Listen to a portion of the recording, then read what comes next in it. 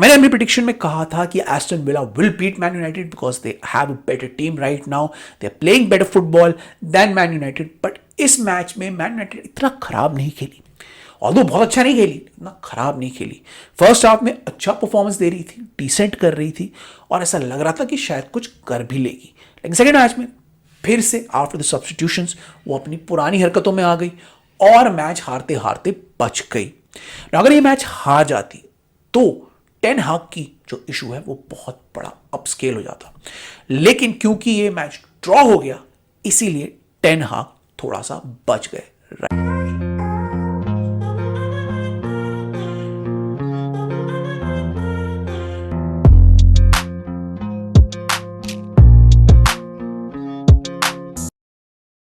तो hey guys, welcome to a brand new video of Mister Footy Curious. आज के इस वीडियो में बहुत सारी बातें करनी हैं, बहुत सारी। स्टार्ट करते हैं विद सम मैच रिजल्ट्स क्योंकि न्यूज़ भरपूर आई है। तो जैसा कि आप जानते हो यार, मैं पिछले वीक में एपिसोड नहीं निकाल पाया तो बहुत सारे मैचेस हुए और अब इंटरनेशनल ब्रेक हो गया है। तो इंपॉर्टेंट मैचेस की बात कर लेते हैं, उन मैचेस में क्या हुआ और उनका रिजल्ट क्या हुआ। तो स्टार्ट करते हैं विद द ऑब्वियस। पहले तो जो टॉप 3 टीम्स हैं, लिवरपूल, मैन सिटी और आर्सेनल, अपने अपने मैच जीत गई। नाउ ऑल्दो मैन सिटी को और लिवरपूल को थोड़ी प्रॉब्लम हुई क्योंकि फुलम ने काफ़ी अच्छा खेला मैन सिटी के साथ और उन्हें लास्ट में फाइट भी दी और क्रिस्टल पैलेस भी बुरा नहीं खेली लिवरपूल के साथ। लेकिन लिवरपूल और मैन सिटी और ये जो आर्सेनल है, जो टॉप 3 टीम्स हैं, ये जानती हैं कि कैसे मैचेस को जीता जाता है। तो इन्होंने आसान जीते ले ली। इन दी एंड ये विक्टर रहे और ये तीनों अभी टॉप ऑफ द लीग चल रहे हैं, नेक टू नेक हैं। लिवरपूल लीड कर रही है रेस और मैन सिटी और आर्सेनल उनके पीछे हैं। तो मैं इन मैचेस की ज़्यादा बात नहीं करूंगा इस वीडियो में क्योंकि ये मैचेस ऑल्दो टफ थे, लेकिन ये तीनों टीम्स जीत गई और इन तीनों ने अपना दावा बना रखा है फॉर द टॉप 3 पोजीशंस। उसके अलावा मैं बात करूंगा उनकी जो 4th, 5th, 6th के लिए लड़ रही हैं। सबसे पहला इंटरेस्टिंग मैच था चेल्सी वर्सेस नॉटिंघम फॉरेस्ट, जिसमें एक्सपेक्टेड था, ऑल्दो शॉक नहीं था। मैंने अपने प्रीव्यू में कहा था शॉक नहीं होगा कि अगर नॉटिंघम फॉरेस्ट मैच को ड्रॉ कर दे, और वही हो गया। मैंने ये भी कहा था कि on paper Chelsea should win it, but Nottingham forest recent में काफ़ी अच्छा खेल रही है एंड आई होप, मुझे लग रहा था कि कहीं ना कहीं नॉटिंघम फॉरेस्ट हो सकता है ये मैच ड्रॉ कर दे। वही हुआ इस मैच में। फर्स्ट हाफ वॉज 0-0 में रहा फर्स्ट हाफ, तो कुछ हुआ नहीं। फर्स्ट हाफ में लोगों ने कोशिश करी, चेल्सी ने अच्छा कंट्रोल कर रखा था मैच को। नॉटिंघम फॉरेस्ट थोड़ा सा बैकफुट पे खेल रहा था, वो अपने काउंटर अटैक पे ज़्यादा फोकस कर रहे थे। लेकिन चेल्सी ऑल्दो मैनेज कर पा रही थी गेम को in terms of game play, but again जो फिनिशिंग थी वो नहीं आ पा रही थी, कुछ चांसेस मिस हुई। ऑल्दो नॉटिंघम फॉरेस्ट का गोलकीपर भी बहुत अच्छा था, उन्होंने बहुत अच्छे सेव्स किए और नॉटिंघम फॉरेस्ट को 0-0 पे रखा। सेकेंड हाफ में क्या हुआ, सडनली नॉटिंघम फॉरेस्ट ने गोल कर दिया और चेल्सी बैकफुट पे आ गई। हैरानी ये थी कि एक्सपेक्ट चेल्सी से कर रहे थे, लेकिन नॉटिंघम फॉरेस्ट ने गोल कर दिया। ना उसके बाद क्या हुआ कि चेल्सी ने फिर से अटैक करने शुरू किए और गेम को कंट्रोल करना शुरू किया, लेकिन फिर से वही हो रहा था। लास्ट मोमेंट में पहुंच के वो गोल नहीं कर पा रहे थे, लेकिन इन दी एंड आपके जो मधुएके हैं उन्होंने कट करके बॉल को गोल में डाल दिया और चेल्सी ने 1-1 ड्रॉ कर दिया। ना उसके बाद क्या हुआ कि येलो कार्ड्स की इस मैच में भी लड़ी लग गई। बाय द वे चेल्सी के दूसरा मैच है ये जिसमें उनको इतने सारे येलो कार्ड मिले हैं, तो उनको $25,000 समथिंग का फाइन भी दे दिया गया है। तो इस मैच में बहुत सारे येलो कार्ड्स हुए, फिर से येलो कार्ड्स हुए, बीच में लड़ाई भी हुई, जैक्सन लड़ने चले गए और जैक्सन को देख के नॉटिंघम फॉरेस्ट के भी प्लेयर्स आ गए। आपने वो फोटो देखी होगी जिसमें कोल पामर बैठे हुए थे और सारी टीमें लड़ रही थी। तो लड़ाई हुई, काफी केजी मैच रहा। बहुत सारे नॉटिंघम फॉरेस्ट ने टाइम वेस्टिंग टैक्टिक्स यूज किए और इन दी एंड चेल्सी को मतलब रोक दिया, but Chelsea were expected to score. Palmer के चांसेस भी थे, पामर का वो चांस बहुत अच्छा था जिन्होंने कट किया डिफेंडर को और 2 शॉट्स लिए, लेकिन नॉटिंघम फॉरेस्ट के गोलकीपर ने बहुत अच्छा परफॉर्म किया। इनफैक्ट एक और बात मैं करना चाहूंगा कि नॉटिंघम फॉरेस्ट का गोलकीपर ने तो अच्छा परफॉर्म किया ही और नॉटिंघम फॉरेस्ट को बचा लिया। चेल्सी में रॉबर्ट सैंचेज ने भी काफी अच्छी परफॉर्मेंस दी और कुछ उन्होंने भी बड़े अच्छे सेव्स किए लास्ट में, जहां पे ये भी हो सकता था कि आउट ऑफ द वे, जैसे उन्होंने लीड ली थी, वैसे ही नॉटिंघम फॉरेस्ट ये मैच जीत भी सकता था। तो बहुत ही स्ट्रेंज मैच था। ओवरऑल ऐसा लगा कि चेल्सी ने कंट्रोल कर रखा था, लेकिन कुछ मोमेंट्स में नॉटिंघम फॉरेस्ट भी अच्छा खेल के आ रही थी, आउट ऑफ द वे आके गोल भी किए और लास्ट में वो भी जीतते जीतते बचे। तो दोनों गोलकीपर्स की तरफ से अच्छी परफॉर्मेंस रही और उसी की वजह से ये मैच 1-1 ड्रॉ हो गया इन दी एंड। इस मैच में भसड़ हुई, येलो कार्ड भी बहुत हुए और फाइन भी लगे, लेकिन ओवरऑल चेल्सी की जो डोमिनेंस थी in terms of ball possession और बॉल प्रोग्रेस वो काफी अच्छी थी। इस मैच में भी उन्होंने चांसेस जरूर बनाए, लो ब्लॉक के अगेंस्ट भी उन्होंने काफी चांसेस बनाए और उनके कुछ प्लेयर्स ने काफी अच्छा परफॉर्मेंस दिया। मडुएके, सैंचो, आपके लीवाई कोल्डवेल, कुकुरेला बहुत ही अच्छे निकले इस मैच में। येलो कार्ड का एक नुकसान जरूर हुआ बाय द वे चेल्सी को, कि दो प्लेयर्स जो है ना चेल्सी के, वेस्ली फोफाना और कुकुरेला, इनों का जो चौथा येलो कार्ड हो गया और ये अब अगले मैच को मिस करेंगे आफ्टर द इंटरनेशनल ब्रेक। बड़ा ही टफ मैच आने वाला है चेल्सी के लिए, लिवरपूल के पास जाना है, तो अवे गेम है, लिवरपूल के साथ है और ये मैच में अब कुकुरेला और वेस्ली फोफाना मिस करेंगे इन येलो कार्ड्स की वजह से। तो बहुत ही केजी गेम था, बहुत ही इंटरेस्टिंग गेम था, दोनों तरफ से टैक्टिक्स हो रही थी, चेल्सी की प्रोग्रेशन अच्छी लग रही थी, लेकिन इन दी एंड फ्रस्ट्रेटिंग गेम रहा दोनों टीम्स की तरफ से, स्पेशली चेल्सी की तरफ से, क्योंकि वो चाहते थे कि ये मैच में भी वो 3 पॉइंट्स ले लें। आगे आने वाला जो रास्ता है, जो रोड है, वो बहुत टफ होने वाला है, तो जितने पॉइंट्स अभी बटोर सकते हैं उतने बटोर लें। तो इन दी एंड ये मैच ड्रॉ रहा, जो कि बेसिकली कहें तो फेयर ही रिजल्ट था, क्योंकि दोनों मैचेस दोनों टीम्स ने अपने अपने परफॉर्मेंसेस दिए और राइट मोमेंट में उनके गोलकीपर्स ने गोल्स भी बचा लिए। तो in the end match draw रहा, which was a fair result. और अब टीम्स चली गई हैं इंटरनेशनल ब्रेक में and let's see what they do after the international break. और मैं तारीफ करना चाहूंगा by the way Nottingham Forest की, बहुत अच्छी टीम है, सबसे लोएस्ट एक्सपेक्टेड गोल्स उन्होंने दिए हैं, one of the lowest expected goals after man city and Arsenal. It's very good, the team is playing really well और उनका जो डिफेंस है बहुत ही अच्छा और कॉम्पैक्ट लग रहा है and the team would be a nuisance this season for a lot of teams. It looks like a well built unit under Nuno और बहुत ही अच्छा लग रहा है देख के उस टीम को एज अ डिफेंसिव यूनिट।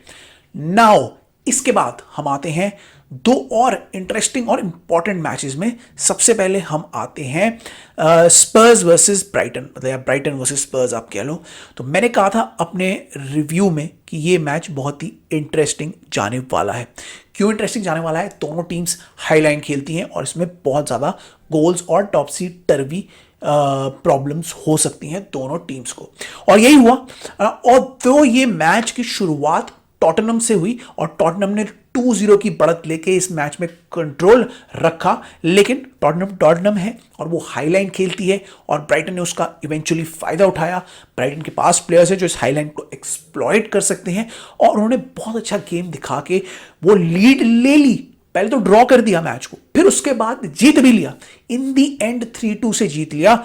एकदम से टॉटनम का डिफेंस कोलैप्स कर गया और ये ब्राइटन का अच्छा स्टार्ट कंटिन्यू रहा। दे वन द मैच 3-2, जो मैंने इवेंचुअली कहा था कि इस जैसे मैच में हो सकता है, लेकिन शुरू में स्पर्स काफ़ी अच्छा खेल रही थी, काफ़ी अच्छा कंट्रोल करे हुई थी और लास्ट में उन्होंने कंट्रोल खोकर ये मैच को अगेन वो गोला जो मैंने कहा था ना पिंग पोंग मैच बना दिया और इन दी एंड ये पिंग पोंग मैच की विनर रही ब्राइटन।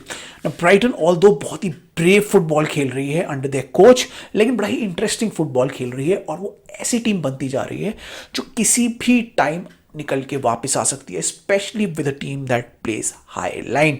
अगर टॉटनम हाई लाइन नहीं खेलती ना तो टॉटनम आई थिंक 2-0 की लीड को आराम से मेंटेन कर लेती और ये मैच जीत जाती, लेकिन वो भी हाई लाइन खेलते हैं, ये भी हाई लाइन खेलते हैं, इसलिए इस गेम में खूब सारे गोल देखने को मिला जैसे मैंने प्रिडिक्ट किया था। अब यहां से एंजे पोस्टेकोग्लू इस टॉटनम को कहां लेके जाएंगे ये देखना बहुत जरूरी है, because he looked very baffled and confused at the end. उनको समझ में नहीं आ रहा था यार मैं करूं क्या, मैंने सब कुछ कर दिया, गेम को अच्छे से कंट्रोल करवा दिया, लेकिन उसके बाद अगर इंडिविजुअल एरर्स होंगे, अगर टॉटनम के डिफेंडर्स गलती करेंगे और बॉल को इजीली जाने देंगे तो बॉक्स में गोल होंगे और कोई भी टीम वापस आने की क्षमता रखेगी. So he was technically not happy in the end. बहुत ही क्लूलेस और अजीब से वो लग रहे थे. अब देखना जरूरी है कि वो इस स्पर्स को कैसे हैंडल करेंगे, इसके डिफेंस की जो लीकी इश्यूज हैं उसे कैसे सॉर्ट आउट करेंगे और डिफेंस को आगे और टॉटनम को आगे कैसे ले जाएंगे. बड़ा ही इंटरेस्टिंग होगा ये देखना, क्योंकि the way he was looking was not good at the end of the game. In fact और अगर हम दूसरी टीम की बात करें इस मैच में, Brighton looked fine, they looked good, they are prime looking now to go in for that fourth, fifth और सिक्स्थ स्लॉट अगेन. ब्राइटन की जो टीम है बहुत अच्छा परफॉर्म कर रही है, बहुत अच्छा खेल रही है and they look like a well organised good unit under this new manager. And इतने यंग मैनेजर के अंडर इतना अच्छा परफॉर्म कर रही है और बहुत ही बढ़िया और टाइट निट यूनिट लग रही है ब्राइटन. अगर वो अपने डिफेंस को थोड़ा ठीक कर लें, इतना हाई ना खेले, हाई लाइन ना खेले, तो I think they would be a very good team to bank on for the fourth, fifth and sixth position this season. तो बहुत ही इंटरेस्टिंग मैच रहा, बहुत ही टॉपसी टर्वी मैच रहा. इन दी एंड स्पर्स ने टैंक कर दिया और स्पर्स की वही प्रॉब्लम्स को आगे कंटिन्यू उन्होंने रखा. तो देखते हैं स्पर्स कहाँ जाएगी, ब्राइटन कहाँ जाएगी. बड़ा ही इंटरेस्टिंग फोर्थ, फिफ्थ और सिक्स्थ का भी बैटल होने वाला है इस बार और देखते हैं कौन सी टीम आएगी ऑन टॉप. तो यहां पे हुआ स्पर्स का एक फ्लंक और उसके बाद हम आते हैं एक और इंटरेस्टिंग मैच में जो था Aston Villa versus Man United. मैंने अपनी प्रेडिक्शन में कहा था कि Aston Villa will beat Man United because they have a better team right now, they are playing better football than Man United. But इस मैच में मैन यूनाइटेड इतना खराब नहीं खेली, ऑल्दो बहुत अच्छा नहीं खेली, इतना खराब नहीं खेली.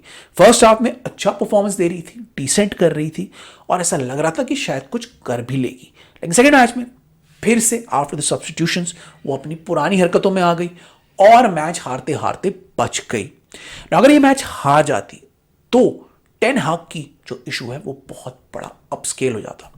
लेकिन क्योंकि ये मैच ड्रॉ हो गया इसीलिए टेन हाग थोड़ा सा बच गए राइट नाउ. अब मैनचेस्टर यूनाइटेड ब्रेक के बाद कैसा परफॉर्म करेंगी, क्या करेगी, कैसे खेलेगी, टेन हाग का क्या होगा, ये तो हमें बाद में ही पता लगेगा. मगर इसकी बात हम करेंगे पर आफ्टर द ब्रेक ही पता लगेगा. लेकिन अभी के लिए Manchester United are playing really bad football. उनकी इंजरीज पे इंजरीज होती जा रही हैं, उनके प्लेयर्स अच्छे परफॉर्म नहीं कर रहे हैं, टेन हाग का कोई सिस्टम नहीं दिख रहा है, उनके सारे प्लेयर्स बेंच पे रखे गए हैं and I don't understand what is going on in Manchester United. Ten हाग के जो प्लेयर्स थे, जो उन्होंने मंगवाए थे, जो उन्होंने खरीदे थे, वो सारे बेंच पे थे. जॉनी एवंस उनके मैन ऑफ द मैच बन के आ रहे थे. बहुत ही स्ट्रेंज टीम का सिलेक्शन और गेम मैन यूनाइटेड का चल रहा है इस समय. कुछ नहीं समझ में आ रहा कौन सिलेक्ट होता है, क्यों होता है, किस पर्पस के लिए होता है. और जो उनके सुपरस्टार्स हैं जो उन्होंने लिए हैं, जो टीम एरिक टेन हाग ने खरीदी है, मतलब प्लेयर्स जो उन्होंने खरीदे हैं, उनका वो कैसे यूज कर रहे हैं, कैसे परफॉर्म कर रहे हैं. मात्सुराई से लेके डिलिक्ट से लेके कोई खेल ही नहीं रहा है और कोई आ ही नहीं रहा है. यूरो अभी इंजर्ड है, वो वापस आ रहे हैं और भी प्लेयर्स उनके ठीक से नहीं टीम में आ पा रहे. उनका जो गेम प्लान है वो बहुत ही अजीब सा घटिया लग रहा है. कुछ समझ में नहीं आ रहा कि हो क्या रहा है और अगर ऐसे ही चलता रहा तो ऐसा लग रहा है कि मैनचेस्टर यूनाइटेड ठीक से नहीं खेल पाएगी अंडर दिस मैनेजर. तो बहुत ही अजीब सा केजी गेम था. फर्स्ट हाफ डिसेंट था, सेकेंड हाफ में फिर से मैन यूनाइटेड बहुत ही घटिया फॉर्म दिखा रही थी. अब आगे कैसा खेलती है ब्रेक के बाद, इंटरनेशनल ब्रेक के बाद कैसा खेलती है वो तो पता नहीं, बट एटलीस्ट ये जो ड्रॉ हुआ इसकी वजह से टेन हाग अभी के लिए फिलहाल के लिए बच गए हैं. तो ये थे important matches of Premier League. मैं दूसरी लीग्स नहीं देख पाया ज़्यादा इसलिए मैं उनकी डिस्कशन नहीं करूंगा, लेकिन ये थे प्रीमियर लीग के इंटरेस्टिंग मैचेस. और अब देखते हैं कि इंटरनेशनल ब्रेक के बाद क्या होगा, प्रीमियर लीग में कैसा चलेगा और कैसे लोग वापस आएंगे. तो ये था हमारा छोटा सा मैच रिव्यू जो मैं करने वाला था जल्दी, लेकिन अनफॉर्चुनेटली नहीं कर पाया फॉर सम रीज़न. तो अब यहाँ से हम चलते हैं इंपॉर्टेंट इंटरेस्टिंग न्यूज़ की जो क्लब से आ रही है, जो अभी बीच में आ रही है, और हम उसी न्यूज़ की बात करते हैं इस सेगमेंट में. तो सबसे पहले न्यूज़ सेगमेंट में स्टार्ट करते हैं with the news that Andre Iniesta after Antoine Griezmann has taken his retirement. तो एंटोन ग्रीजमैन ने इंटरनेशनल फुटबॉल से रिसेंट में रिटायरमेंट ली और उसके बाद अब एंड्रेस इनिएस्टा ने भी रिटायरमेंट ले ली है। Both are fantastic players for their country. और ये एंटोन ग्रीजमैन प्रॉपर नंबर 10 की तरह खेले हैं फ्रांस के लिए, and he has won the world cup and he has won everything with France. और Andres Iniesta one of the best midfielders रहे हैं, he has been for a generation. और वो बहुत ही बढ़िया बार्सिलोना में खेले हैं जो सब कुछ जीती है, वो स्पेन के साथ भी कई सारे टूर्नामेंट्स जीते हैं, and he along with Antoine Griezmann has been legends for Spain and France respectively। तो एंड्रेस इनिएस्टा ने भी रिटायरमेंट ले ली है, एंटोइन ग्रीजमैन ने इंटरनेशनल फुटबॉल से रिटायरमेंट ले ली है, और अब देखना है कि ये दोनों क्या करते हैं। तो all congratulations and best of luck for for their retirement, respective retirements. अब देखते हैं कि वो क्या करेंगे, जो भी करेंगे अच्छा ही करेंगे। They are legends of their country, और जो भी वो डिसाइड करते हैं they will do very well in that field.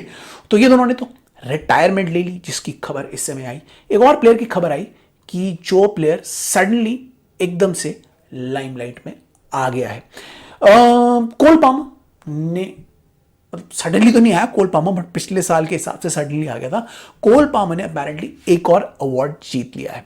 Cole Palmer ने जीता है PFA England player of the year award for 23-24 season जो अभी गया है। अपेरेंटली इसको प्लेयर सिलेक्ट करते हैं और प्लेयर्स ने कोल पामर को बेस्ट प्लेयर का अवार्ड दिया है, और बहुत अच्छी न्यूज़ है कोल पामर के लिए। अवार्ड्स पे अवार्ड्स उनको मिलते जा रहे हैं, and he deserves it as well. बहुत अच्छी परफॉर्मेंस भी दी है उन्होंने, अभी जो कुछ मैचेस हुए हैं उनमें भी काफ़ी अच्छी परफॉर्मेंस दी है, और नॉटिंघम फॉरेस्ट के साथ असिस्ट भी दिया था। He is basically going on performing well and he's becoming one of the best players in the world right now। और ऐसे ही अगर कुछ चलते रहे तो आगे वो और अवार्ड्स भी जीत सकते हैं और भी अच्छी परफॉर्मेंसेस दे सकते हैं।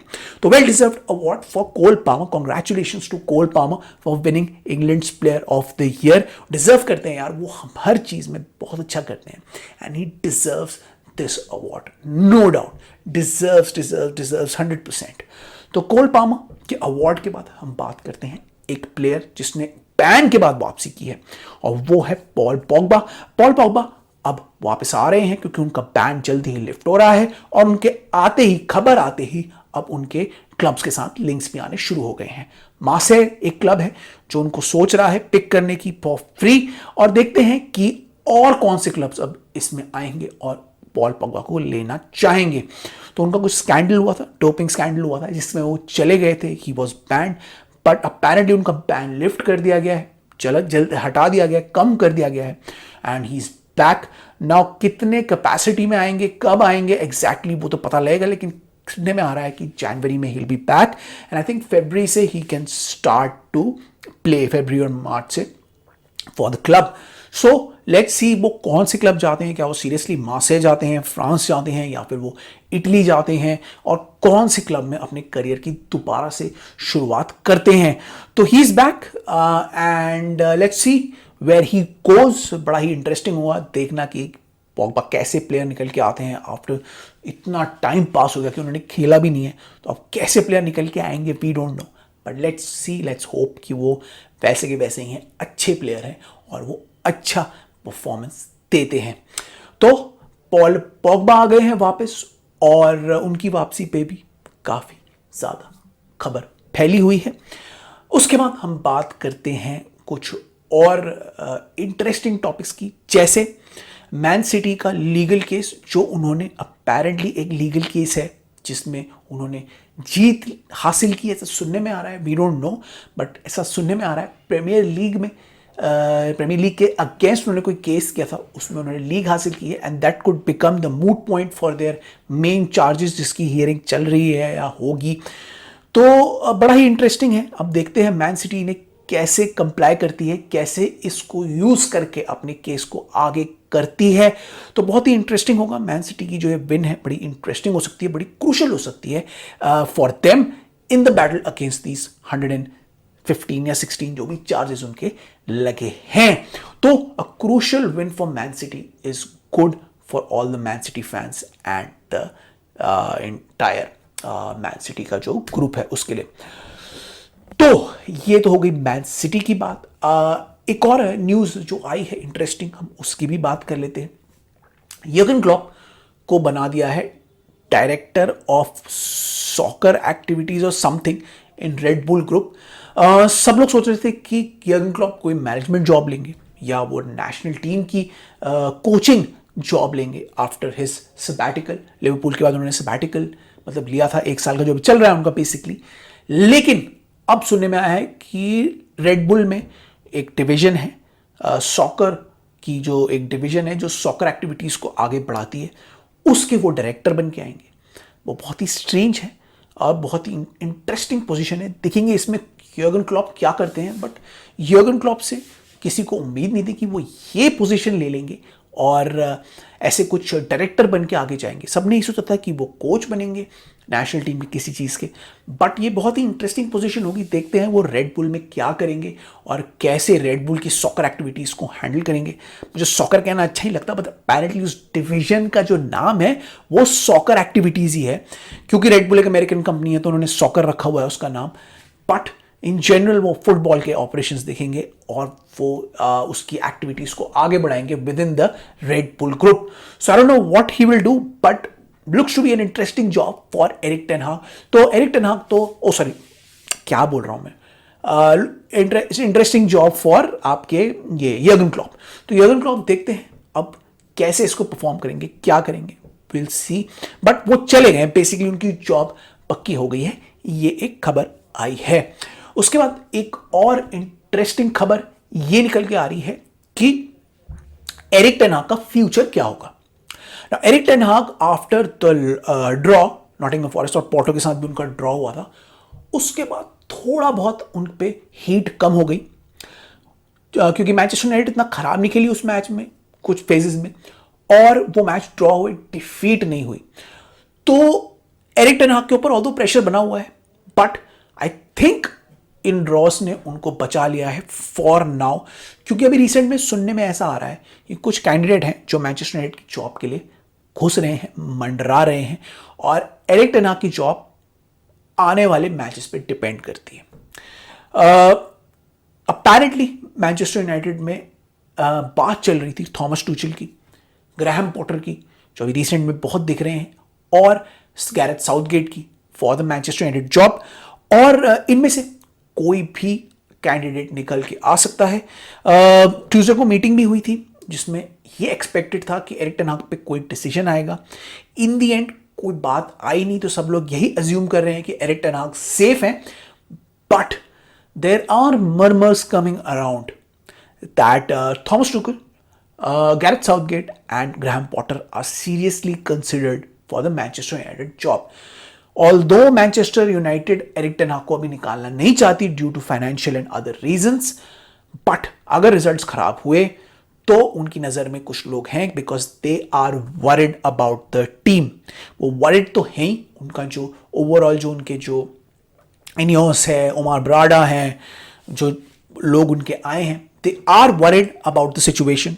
फुटबॉल ठीक नहीं हो रही है, सिचुएशन ठीक नहीं हो रही है, फैंस आर अनहैप्पी, एक दूसरे से लड़ रहे हैं सोशल मीडिया में, तो पंगे तो चल रहे हैं मैनचेस्टर यूनाइटेड में। और अगर एरिक टेन हाग की परफॉर्मेंस सॉर्ट आउट नहीं हुई तो एरिक टेन हाग की जॉब खतरे में है। लेकिन क्योंकि अभी कोई अनाउंसमेंट नहीं आई आफ्टर द ट्यूसडे मीटिंग, ऐसा सबको लग रहा है कि एरिक टेन हाग की जॉब अभी के लिए सेफ है। कब तक रहेगी ये तो सब कोई नहीं जानता, बेसिकली किसी को नहीं पता, क्योंकि अगर कुछ रिजल्ट्स और खराब चले गए तो I think Eric ten Hag को इवेंचुअली उनको निकालना पड़ेगा और कोई मैनेजर को उनको लाना पड़ेगा, चाहे वो इंटरिम को लेके आए, चाहे वो परमानेंट मैनेजर को लेके आए, वो पता नहीं, बट लाना तो पड़ेगा।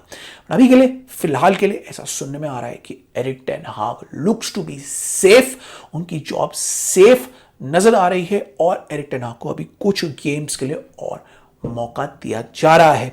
क्योंकि यूजुअली क्या होता है ना, लोगों के सस्पिशन इसलिए आने लग गए थे कि एरिक टेन हाग की जॉब जा सकती है, क्योंकि रिजल्ट्स खराब आ रहे थे, परफॉर्मेंस अच्छी हो नहीं रही थी, और इंटरनेशनल ब्रेक जब आती है ना, यही टाइम होता है जब टीम जो मैनेजमेंट होती है वो एक मैनेजर को फायर कर देती है, क्योंकि जो इंटरनेशनल ब्रेक होती है उसमें थोड़ा सा टाइम मिलता है नए मैनेजर को आके सेट होने में। तो अभी के लिए क्योंकि कोई खबर नहीं आ रही, इसलिए it seems like Erik ten Hag is safe and he has the manager job for right now. लेकिन कल को क्या होगा कुछ पता नहीं है, क्योंकि performances are not getting better. The fan base is done with Erik ten Hag. कोई भी ऐसा फैन नहीं है जो एरिक टेन हाग को आगे मौका देना चाह रहा है। और एरिक टेन हाग का जो जो टीम पे कंट्रोल है वो भी मुझे टूटता हुआ नजर आ रहा है। उनकी सिलेक्शंस भी मुझे समझ में नहीं आ रही। जैसे मैंने नॉटिंघम फॉरेस्ट उसके एस्टन विला के गेम में मैंने बताया था कि उनकी जो बेंच में अपने लाए हुए प्लेयर्स को रखना, इतने महंगे प्लेयर्स को रखना भी मुझे समझ में नहीं आ रहा है। तो बहुत ही स्ट्रेंज सर्कमस्टांसेस चल रही हैं एरिक टेन हाग की और मैनचेस्टर यूनाइटेड की, and it does not look good for both of them. And कुछ भी होगा एरिक टेन हाग के ऊपर, जो भी होगा वो ही जल्दी पता लग जाएगा।